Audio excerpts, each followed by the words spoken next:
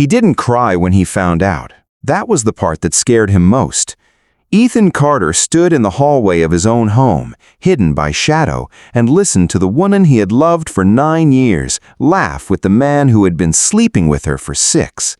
He didn't move. He didn't breathe loudly. He just stood there while his entire life rearranged itself into something he no longer recognized, and the only sound he made was the slow, quiet exhale of a man who realizes, all at once, that the life he thought he was living was never real. Ethan was 51 years old. He had spent 22 years in the United States Army. He had walked through places that most people only see in nightmares. He had held dying men in his arms and promised them it would be okay, even when he wasn't sure it would be. He had come home from all of that, still standing, still intact, still believing that the hardest thing a man would ever face was behind him. He was wrong. Nothing in those 22 years had prepared him for this hallway. Nothing in any war had ever hit him the way this silence did. He had met Sophia 8 years ago at a small business conference in Denver, where he had gone reluctantly, at a friend's insistence, wearing a sport coat he hadn't touched since his discharge. She was at the front of the room, presenting her firm's first major case study, and she was the most focused person he had ever seen. Not beautiful in a way that announced itself, beautiful in the way that competence and conviction make a person beautiful.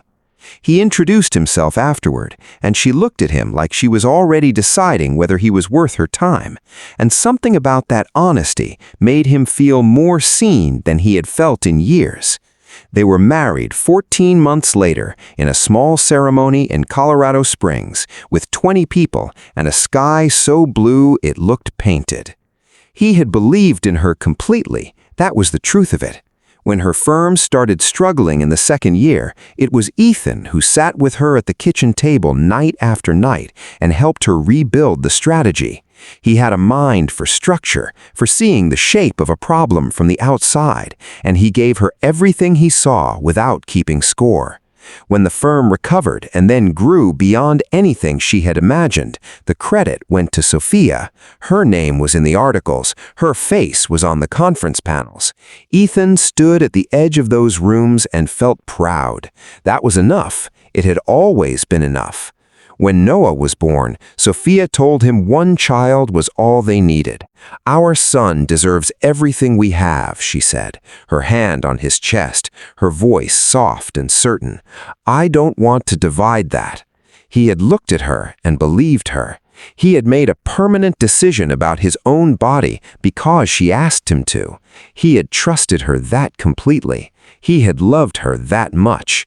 And now he stood in a darkened hallway and understood, with the particular cold clarity that only betrayal can produce, exactly what that trust had cost him.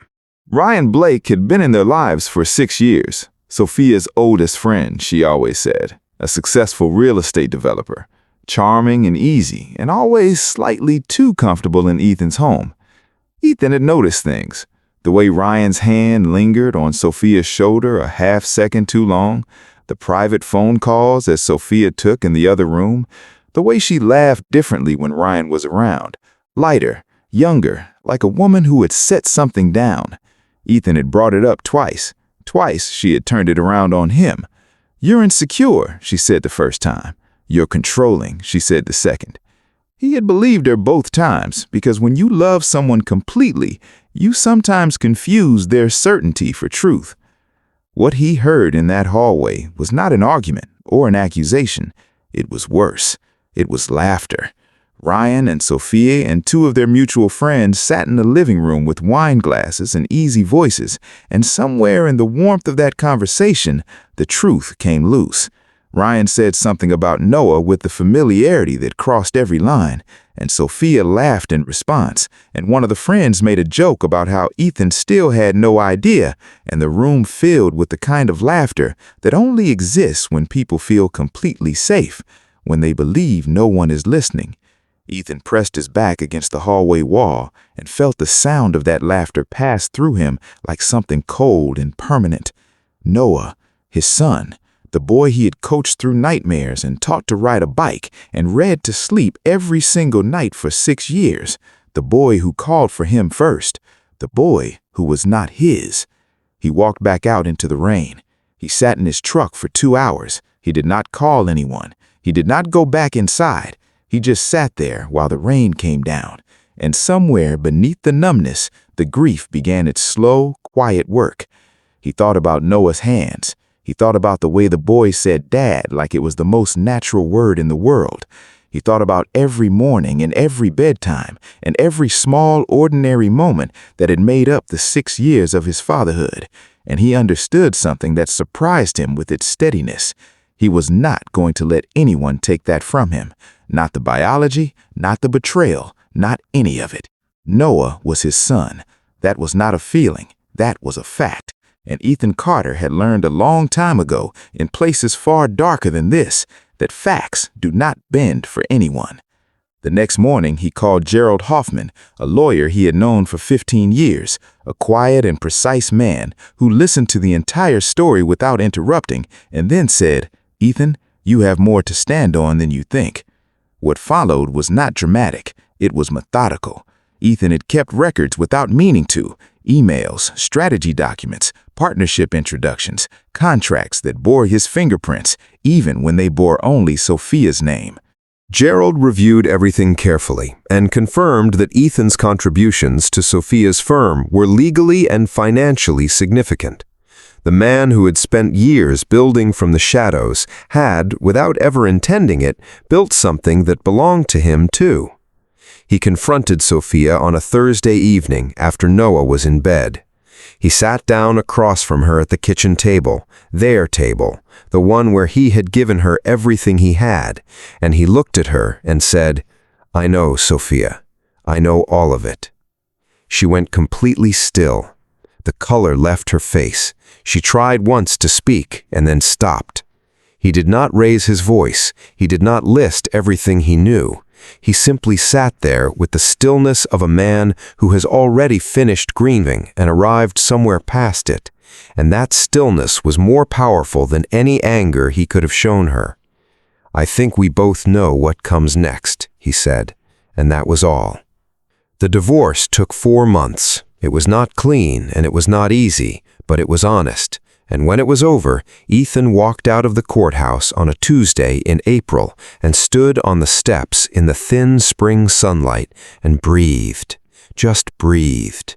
He felt tired in a way that went all the way down to the bone. But underneath the tiredness there was something else, something that took him a few days to name. It was space. For the first time in years, there was space inside him where the weight had been, and slowly, quietly, he began to understand what he might do with it. He moved into a small house in Millbrook with old oak trees on the street and a river 2 blocks away that caught the afternoon light like hammered copper.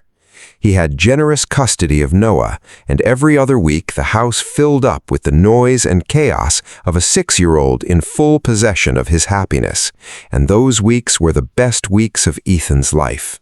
His neighbor was Walter Pruitt, 81 years old, Korean War veteran, widower, keeper of the most extraordinary garden on the street.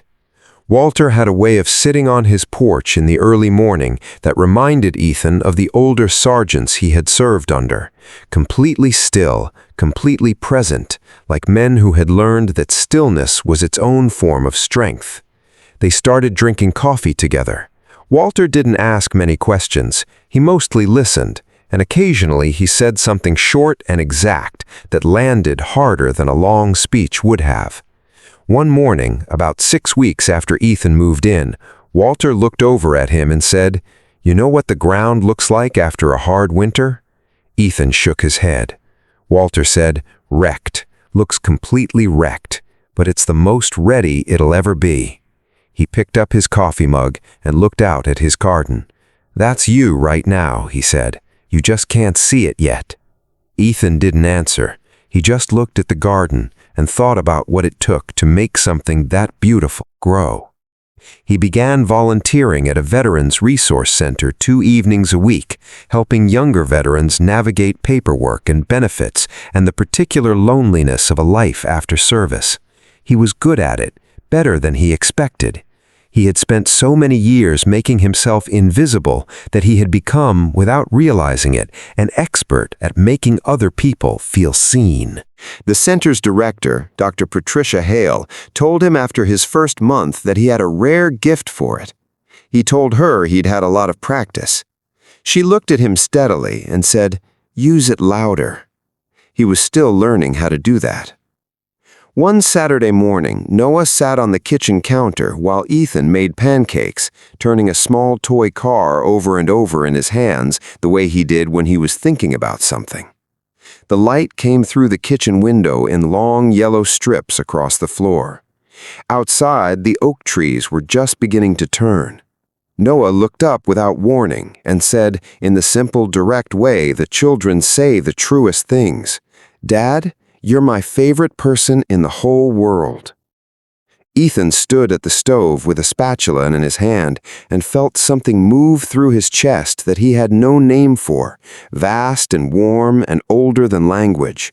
And he said quietly, "You're my favorite person too, bud." He flipped the pancake. Noah went back to his toy car.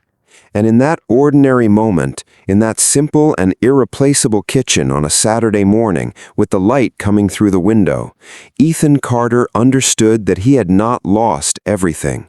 He had lost the illusion of everything. And what remained, this boy, this light, this life, was more real than anything the illusion had ever offered him. He had given his love without condition.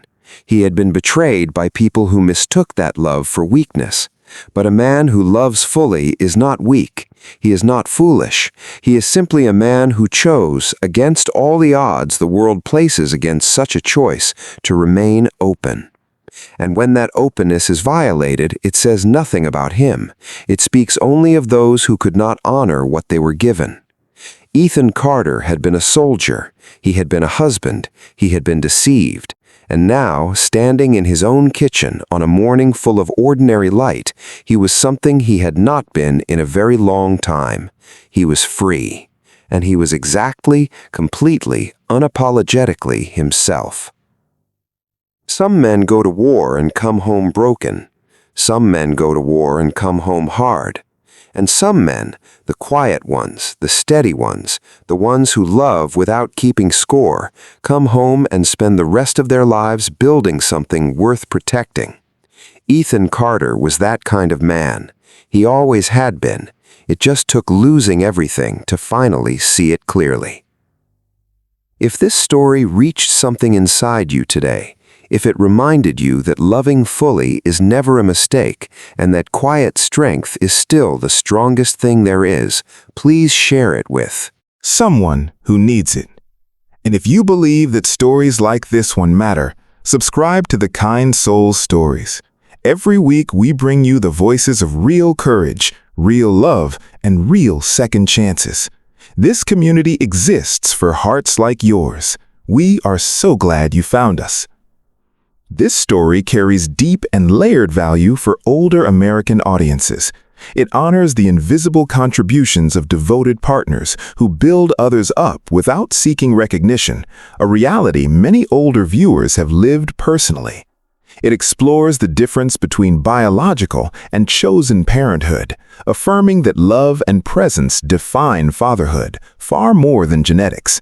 It models emotional maturity and dignified response to betrayal, showing that a man's greatest strength is not in how loudly he reacts, but in how steadily he rebuilds.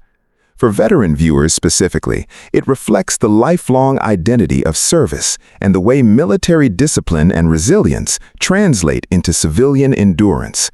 The mentorship between Ethan and Walter represents the irreplaceable value of intergenerational male friendship and wisdom.